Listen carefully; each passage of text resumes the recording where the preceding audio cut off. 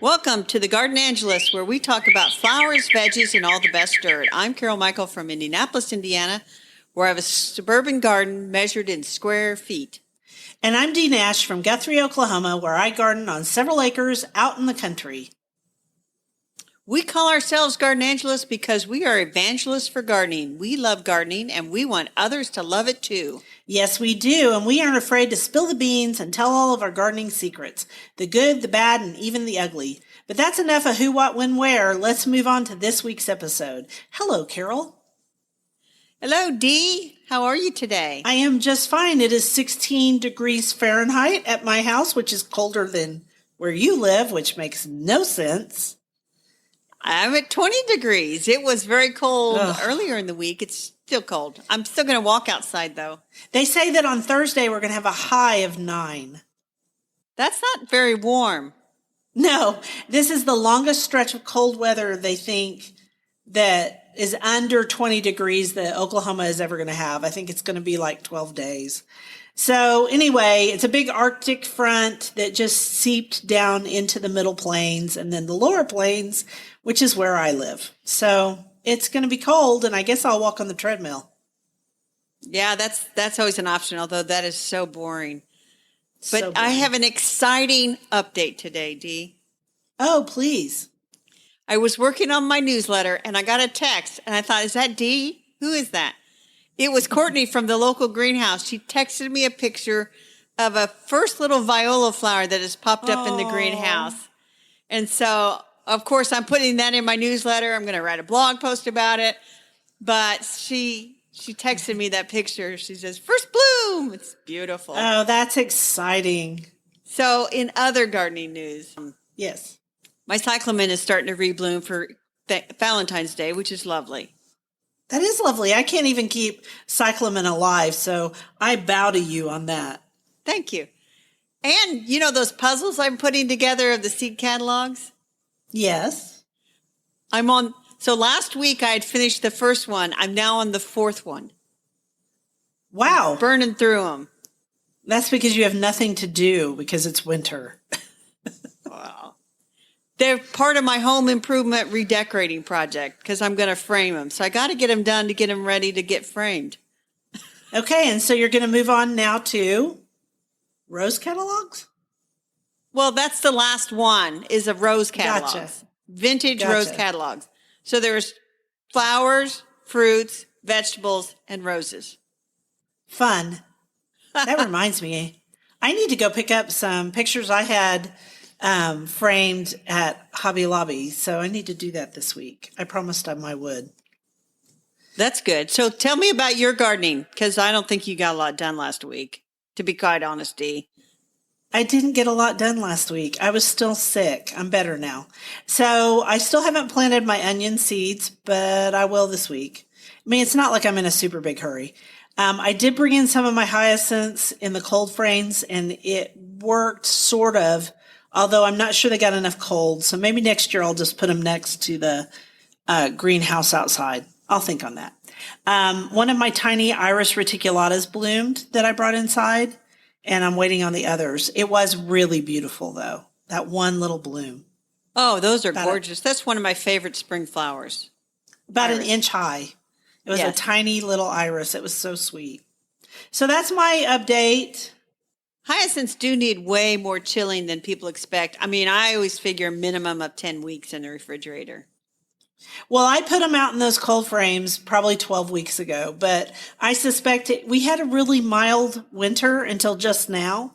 So I think they never got cold enough, but they are blooming. They're just not doing the whole giant bloom, so they still smell good. So I consider it a win. Very good. And so you brought up iris reticulata, and that takes us right into the first quote. You want to do it? Sure. I have had more than half a century of such happiness, a great deal of worry and sorrow too, but never a worry or sorrow that was not offset by a purple iris, a lark, a bluebird, or a dewy morning glory. Mary McLeod Bethune. Oh, that's a beautiful quote. Good job. It is. And that's like sort of serendipity that you talked about iris reticulata, and then the quote ends with, and has irises in it, ends with morning glory, because we're going to talk about for our flower, Morning the glories. annual morning glory vines. Yes. Cool. I'm ready. How do you pronounce that botanical genus name, Dee? Ipomea. How do you pronounce it? Ipomea? I don't. Ipomea. That's fine with me. I'm going to Ipomea. say Ipomea. Yeah. Yes. It's Latin. Who cares? Do you grow morning glories, Dee? You know I do. I've grown Grandpa Otts, which we're going to talk about. If you grow Grandpa Otts, you will always have Grandpa Otts forever and ever. Amen. I've also grown Heavenly Blue, and I've grown Flying Saucers, and I've grown the double one. I've grown a bunch of morning glories. I like them. I like them as well, but I do not let them go Don't to want 'em. seed at all. I mean, I'll let them grow, let them bloom, and then I'll just cut the whole vine off and say, good enough. I do not Yeah. want those to self-sow because my littlest sister will tell you, if you let them self-sow, you will have them forever. You'll never get rid of them. I have them forever. I have to dig them up, pull them up. Nice thing is there's a billion seeds, but they are really easy to pull up the seedlings. So I don't consider them that big a deal, but I just always warn people, if you're going to grow annual morning glory vines, you either, like you said, have to take them down pretty quickly, or you're going to have them forever. And Grandpa Otts is a beautiful color, but he is definitely, what would you say, floriferous and produces a ton of seeds. Yeah, so Grandpa Otts, we should tell people, is a deep, dark purple, and Heavenly Blue is that lighter shade of blue, and it's got sort of a white throat. Yeah, and Grandpa Otts has kind of a hot pink throat in that deep, dark purple. And so we should say also that a lot of morning glories definitely have guides for pollinators to come in and pollinate them. And which is the Heavenly Blue is the white throat, and Grandpa Otts is that dark pinkish orange in the center, which is so beautiful against that purple. I have a lot of good pictures of Grandpa Otts. And then Flying Saucer, to me, looks kind of tie-dyed. Yeah, they describe it in Botanical Interest. I looked them up. Has white with blue pinwheels, they said. And I would call it almost variegated. It's very pretty. I've never heard of the double pink one, though. The double pink one, Bustani Plant Farm has it almost every year. And I've grown it several times, and it is really beautiful. But it does not spread a lot of seed like the other ones do, probably because pollinators really can't get to the blooms. No. But it looks like Cousin It. Yeah. And so, correct me if I'm wrong, but the annual morning glories are native vines. Is that correct? I don't know. I don't know if that's true or not. I don't know either. So let's not. I do know that Botanical Interest lists a chocolate morning glory, which they show as a vigorous vine, and it has variegated leaves and coral-colored flowers, and it is from Japan. Okay. For sure. I'm looking up the other one. Okay, so Ipomea purpurea is native to Central and South America, but it's made itself home across North America, and according to the Brooklyn Botanic Garden, it is a controversial plant. It is considered an ornamental garden plant by some and vilified as a weed by others. I'd say that's very, very true. It is true. And on the Botanical Interest site, when I was looking up the different varieties, they cannot ship seeds to Arizona or Arkansas for morning glories. And I guess they're banned there. But then I read another article, if you live in Arizona, that they have changed as of January of last year. You can buy seeds in Arizona. Interesting. So it's they kind of decided, confusing, but I imagine it's just they've created a mess in the farm fields and things. Probably. In Arkansas.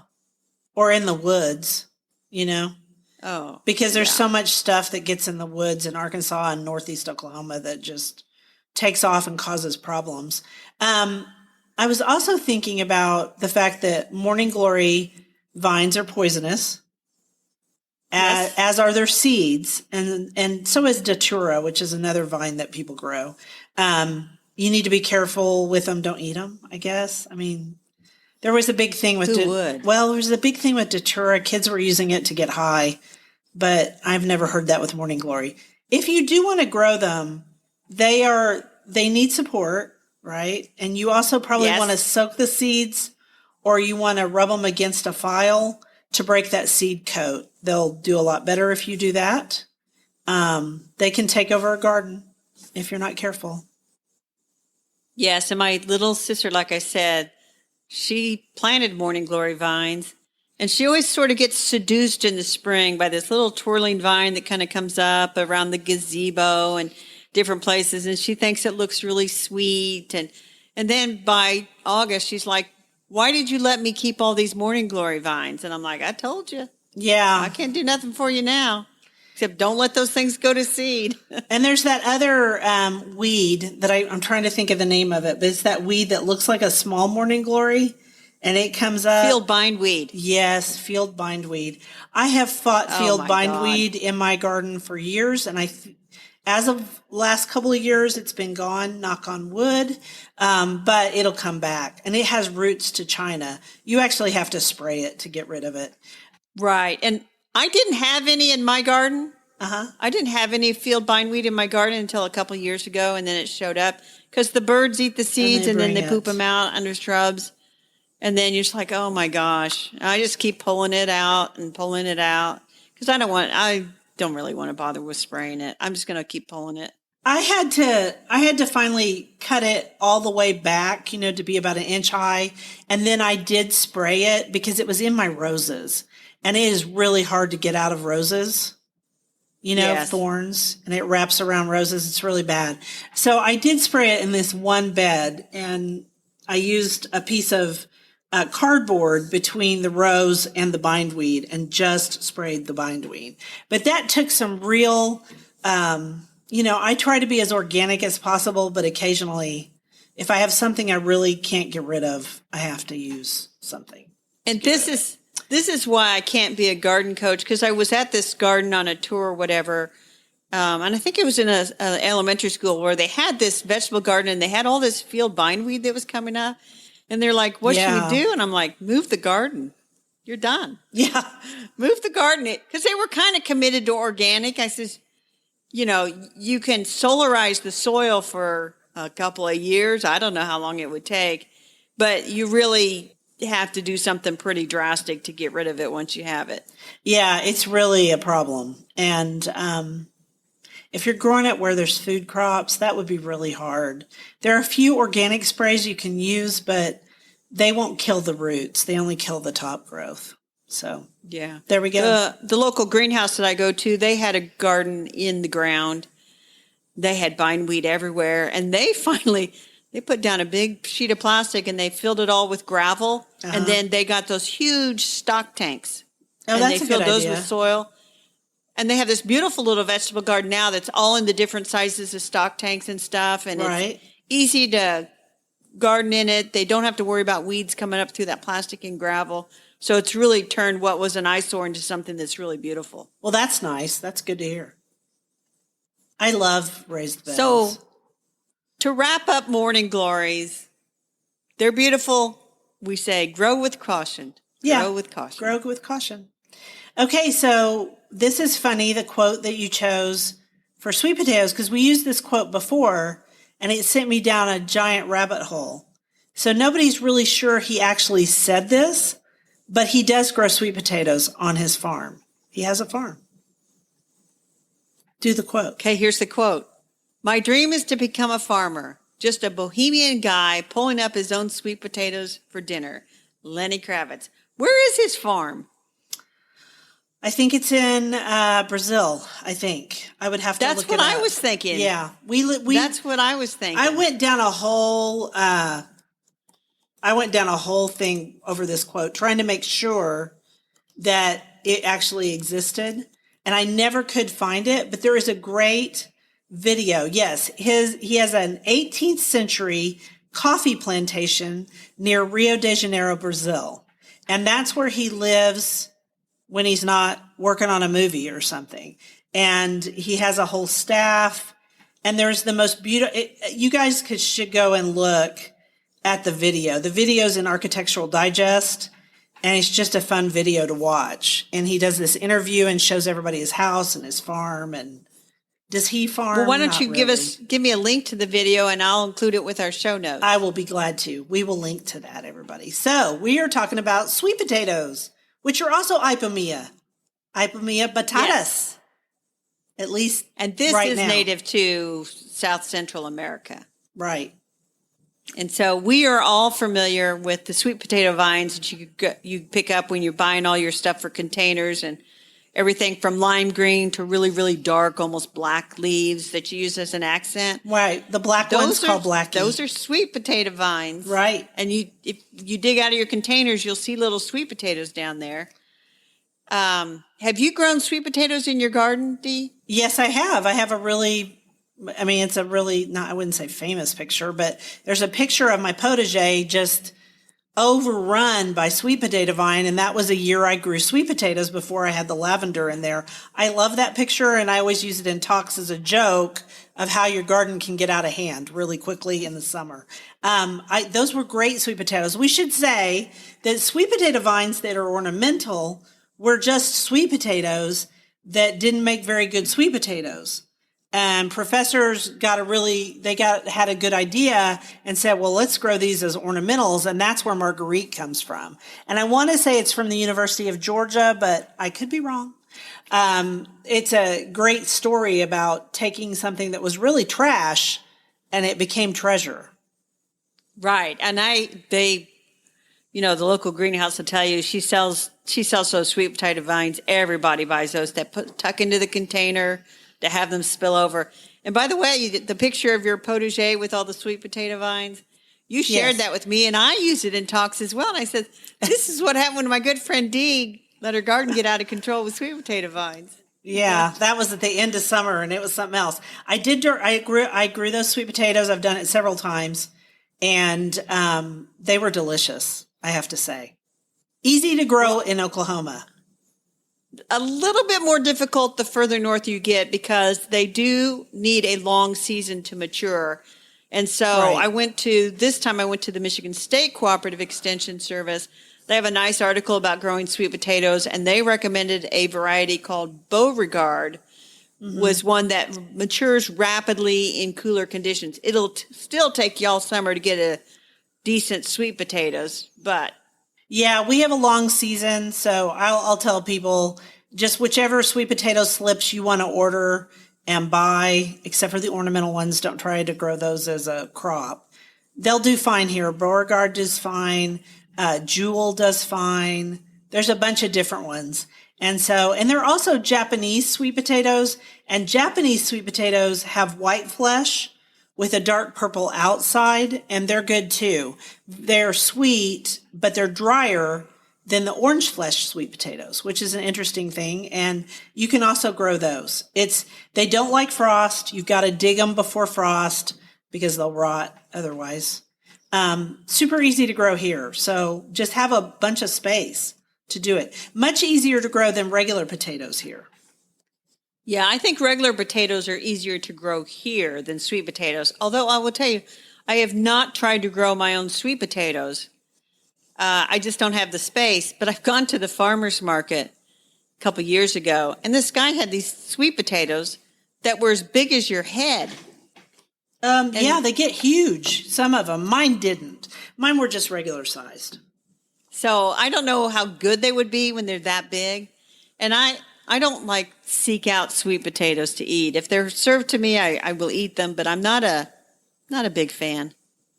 My daughter Claire does not like sweet potatoes either. I love them. I would eat them. I love them roasted. I love them every which way. So I love sweet potatoes. And they're really good for you. And if you're doing paleo, they're a big part of your diet. Well, see, I don't hate them, but like I said, I don't seek them out. So anyway, let's move on to our book. Yes. We're going to talk today about Plant Partners by Jessica Walliser. And Jessica is a scientist. She's a horticulturist. And I was really intrigued by this book when it was sent to me. And you asked for it too. And after reading most of it, I will say I am more intrigued by it. I like her premise. So the idea, it's about companion planting, but scientists don't like that term because it's been overused. It really didn't have any scientific basis. And so this is about the idea of intercropping or growing things together for various benefits. And the first chapter is all about what those benefits might be and how plants work together with, and this is all scientifically based. So I like the idea of, I'm just going to talk about one piece of chapter 1, which was the third thing, which was chemical messaging systems. And because they've been doing a lot of research recently, that's on page 20, we now know that plants send out chemical signals, and they do it in a variety of ways. And so there's a lot of one of the coolest things they do, in my opinion, is that when they're under attack by an insect, they send out these herbivore-induced plant volatiles, which are also called green leaf volatiles in the air. Those are chemical messages in the air, and some of those messages tell other plants nearby, watch out, I'm being eaten by beetles.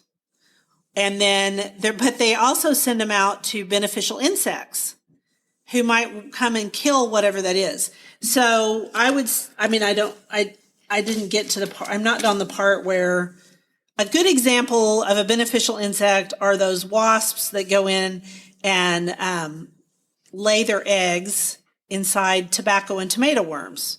Now, I don't know if tomatoes send out those chemical messages. I bet they do. But the wasps come and they lay their eggs in the creature. Right. And then eventually it eats them from the inside out. Nature is a cruel, cruel mistress. But I was looking at all the various combinations that she has, and so she lists the combination, and then she tells why it's a good combination and what it does. And D, I direct you to page, what page is that? I direct you to page 109. Okay. So, zucchini and nasturtiums for squash bugs. And this is based on an actual study done at the Iowa State University. They found a significant decrease in the number of squash bugs and the amount of squash bug damage when nasturtiums, which we talked about, 2 weeks ago? No, last week. Last week, did we talk about nasturtiums? Yes, we did. Mm-hmm. When they're grown side by side with zucchini compared to when the zucchini is grown by itself. So now I know exactly where I'm going to plant all my nasturtiums. I'm going to plant them amongst my zucchini. Yeah, that might be worth a try. Here, nasturtiums are a cold weather flower, and zucchini is a warm weather squash, but I think it might be worth doing. So I'm going to grow my zucchini again and my yellow squash. I'm going to grow them in that Vegapod because I thought that Vegapod worked really well. Right. And I will put some nasturtiums in there with it because why not, right? Yes. Anyway, I just thought that was really good. And just, like you said, science-based information. And instead of calling it companion planting, plant partners is a good way because she explains how they partner with one another. And the subtitle is Science-Based Companion Planting Strategies for the Vegetable Garden. Yeah, and each chapter, after chapter 1, deals with a particular thing. So like chapter 5, which is the one we were just talking about, deals with pest management. And so that's interesting. There's one on diseases. There's a lot of different, so she, in each chapter, explains to you why this might work. So here's one about hornworms. So tomatoes and basil for hornworms. All right, I always plant basil with my tomatoes because I just do. And it says that it's shown to limit egg-laying behaviors by the adult moths whose leaf-eating larvae, known as tomato and tobacco hornworms. And it says tomato and tobacco hornworms are two closely related species of moths. Thank you, Jessica, for saying that because people often think they're the same moth. And sometimes they think it's one of the beautiful hornworms. It's not. They're not the beautiful ones. So they're large brown adults. They're active at night. They like to sip nectar from tubular flowers and lay eggs on members of the nightshade family, especially tomatoes, is my experience. Pretty cool. Pretty interesting. You'll like chapter 8 as well, which is about bringing more pollinators to the garden through the perfect plant pollinator matches, which is also good. And She's got a beautiful photo at that. And it looks to me like a zinnia, but it could be something else, of a butterfly that's sitting on top of a flower. It's gorgeous. Chapter 7 is about biological control, plant partners that attract and support pest-eating beneficial insects. So I think this book is really, really good, and I'm glad they sent it to me. Yes, you know what that butterfly is? On chapter 8, on a zinnia. Oh, that's on a tithonia. That's not a zinnia, that's a tithonia. I didn't think it was a... You didn't? Yeah, it's a Mexican, whatever that is. Tithonia. And it's a great plant for butterflies and bees. That's an eastern tiger swallowtail on there. You can tell by its little tiger stripes. Cool. Very cool. It is a very, very cool book. I'm impressed. I love that she talks about a native bee drinking from a blueberry flower. That's a carpenter bee. We have those here in Oklahoma. A lot of people wish we didn't, but that's okay. I think they're important. So, great book. I'm really impressed. It is. It's Plant Partners, Science-Based Companion Planting Strategies for the Vegetable Garden by Jessica Walliser. And we say, well done, Jessica. That's not a book we're going to give away. No, we're keeping that it for ourselves.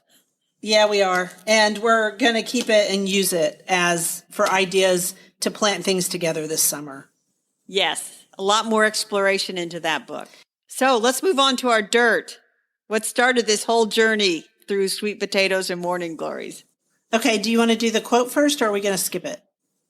Oh, we got a quote for this? Oh, we do. We have a quote because you're going to tell me about this other book that you read. Yeah. What's in a name? That which we call a rose by any other name would smell as sweet. William Shakespeare. Which reminds you that I read this book. It's a historical fiction called Hamnet by Maggie O'Farrell. And I got to read it. It's historical fiction, and it's based on Shakespeare's wife. And interestingly enough, she's portrayed as a beekeeper and herbalist. And I'm in. I love the book. It's historical fiction. Who knows if it's true or not. But it's interesting because it's about Shakespeare's wife, but they never mention William Shakespeare by name. They talk about her and everything. So I'm going to recommend that to you, Dee. Good. I'm also going to be recommending that in my newsletter. I really did enjoy it. Well, I'm going to read it too because I think that's pretty cool. I think it's cool that he isn't mentioned by name because he gets enough press, right? Exactly. And we don't know too much about Shakespeare, really, the person. And so, of course, we don't know too much about his wife, but what a great idea to write about her. You could have fun. Yeah, it's good.